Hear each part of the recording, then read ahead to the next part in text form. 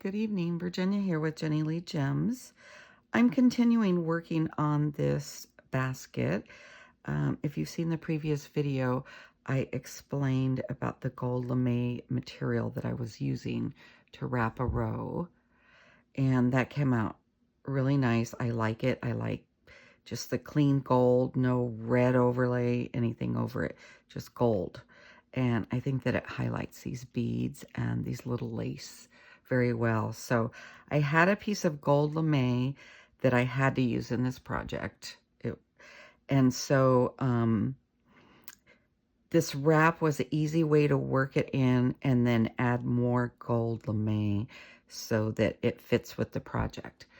Why would we want to put material over a coil of pine needles? Because maybe you have your grandmother's favorite scarf and she's passed away and someone gave it to you and you want to add it to a basket, or maybe you have a child's blanket or favorite Care Bear sheets. I'm thinking Care Bear because that's what my kids had, Care Bears. And you wanted to add it in just as memorabilia. So I did once make a basket with dragonflies and dried flowers from my father-in-law's funeral and a bunch of memorable things like that, and gave it to the great-grandchildren, and they loved it. So it was a family memory basket. So maybe you have a piece of material that you want to encompass into a basket, and that's how you would do it. You'd have to look at my previous video to see that, but that's how I ended up with the gold lame. So, and I've never added material to my basket before. I've never even made a center out of material, but some of my friends have. So I just wanted to show you some of the problems or issues that you have to be very careful about working with this type of material. If you have regular cotton, it might not be that big of a deal, but this gold frays quite a bit. So you see here, there is the fold, and then we just kept wrapping it diagonally. So when you're trying to get under this stitch here, I don't want to go through the pine needles because, you know, if I poke through here, it's going to fray and it's going to mess up the gold. So when doing this stitching, I just wanted to show you, it's a little difficult to not pick up that lame and mess it up. It leaves a nick and then it will start fraying, and that just would mess it all up. So let me show you again in case that stitch was off camera. It's kind of hard to see working from this angle. So I just try to, I'm just like rolling the needle along underneath that thread. I just want to get the thread and not any of the gold. So there, that worked pretty good. So if you're near one of these folds,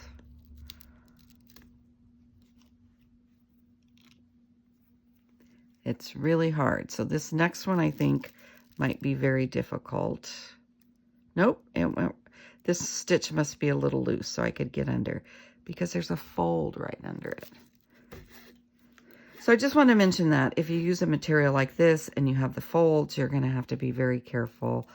You probably don't want to go through the needles. Down here, I did go through the needles. I wanted a very strong base. And on the bottom rows, I even used wire to make it very solid. So that really solidifies it.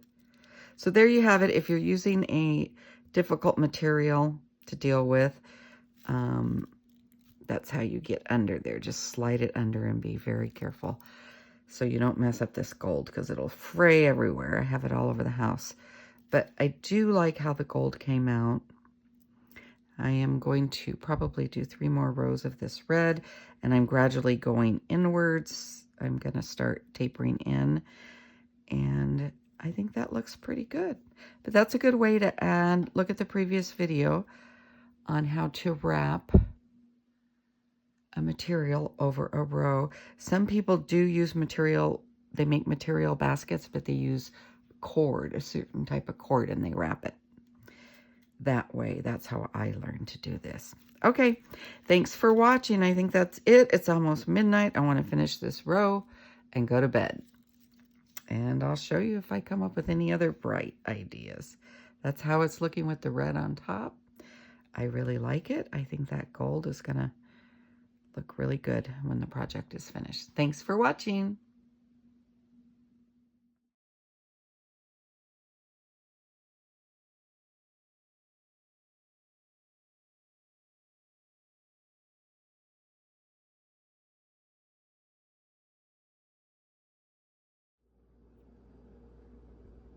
Virginia here with Jenny Lee Gems. So, have you ever wondered how to tighten your string or your wax thread or whatever you're using to make a basket? You may already know this, but for those of you that don't, with this basket, I am just using a regular stitch, and I am going through the thread on the bottom row. So I used to make all my baskets that way, but then I learned another way to go through the needles. So in this instance, I don't want to pierce this material or the needles. So I've just been stitching a regular stitch and picking up the thread on the bottom row. So sorry, my basket's rolling around. So I put this material on the bottom. I taped it to the table so that my basket wouldn't slide. So basic stitch going through the top of the stitch below. You probably know that already. So how do I tighten these? Well, I pull them really tight, tight, tight, tight, but your hands get tired. So when I felt like they were too loose and I really want it solidified, and I usually do this if I'm not going through the needles. If I'm going through the needles, it's pretty tight.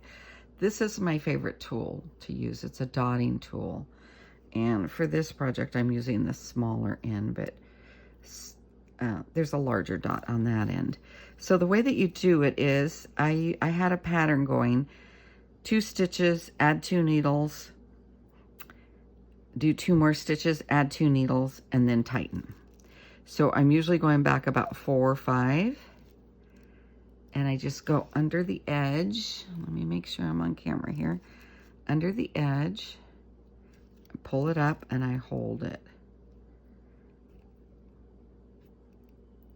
Under the edge there, pull it up, hold it. Pull the next one up, hold it. Pull the next one up, hold it. Next one up, and pull it tight. So that really tightens them up. One of my teachers uses these nut picks, I guess they're called. I've got a few of those, but it was kind of nicking at my basket when I tried that. And then I used to use these as well because they're curved and I could get in there because of the point.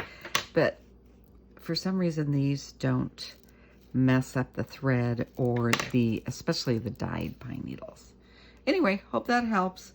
Get yourself a little dotting tool or a pick or just something round. I saw some dental picks that were pretty good too. So hope that helps. Bye.